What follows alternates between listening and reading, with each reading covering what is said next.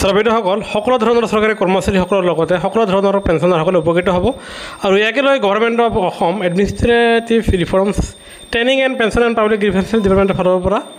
এক শেহতীয়া খবৰ প্ৰকাশ পাইছে আৰু এই খবৰৰ ভিত্তিত কোৱা হৈছে যে ইতিমধ্যে মাননীয় মুখ্যমন্ত্ৰী মহোদয়ে অন্যান্য বিভাগৰ সৈতে তেখেতে কথা বতৰা পাতিছে আৰু তাৰ ফলত তেখেতে জানিব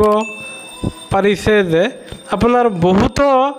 বিভাগত চৰকাৰী কৰ্মচাৰীসকলৰ লগতে পেঞ্চনাৰসকলৰ কামসমূহ পেণ্ডিং হৈ আছে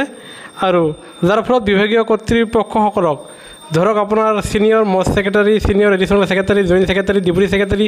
under secretary section officer SAO junior assistant সকলোকে সপ্তাহত কমচে কম 50টা কাম কৰি দিয়াৰ কাৰণে ইয়াৰে দাবী জনাইছে। আনহাতে কৰ্মচাৰীসকলে তেওঁলোকৰ কাম কাজসমূহ কিমান দূৰ আগবাঢ়ি গ'ল নে আগবাঢ়ি নগ'ল সেয়া তেওঁলোকে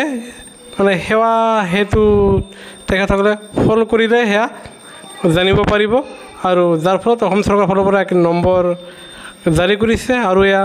মেইল দিয়া হৈছে আৰু আপোনালোকে সেৱা হেতুত কল কৰিও গম পাব যে আপোনালোকৰ কাম কাজসমূহ কিমান দূৰ আগবাঢ়িছে আৰু বিভাগক সপ্তাহত কমচে কম 50টা কাম কৰিবলৈ ইয়াৰে নিৰ্দেশনা জাৰি কৰিছে আৰু ইয়াৰ দ্বাৰা কৰ্মচাৰী পেঞ্চনাৰসকলৰ সপ্তাহত 50টাকৈ কাম আগবাঢ়িব আৰু কৰ্মচাৰী পেঞ্চনাৰসকলে উপকৃত হ'ব। সেয়েহে আপোনালোকৰ প্ৰতিটো খবৰ বাবে আমাৰ চেনেলটো ছাবস্ক্ৰাইব কৰি নাপাহৰিব।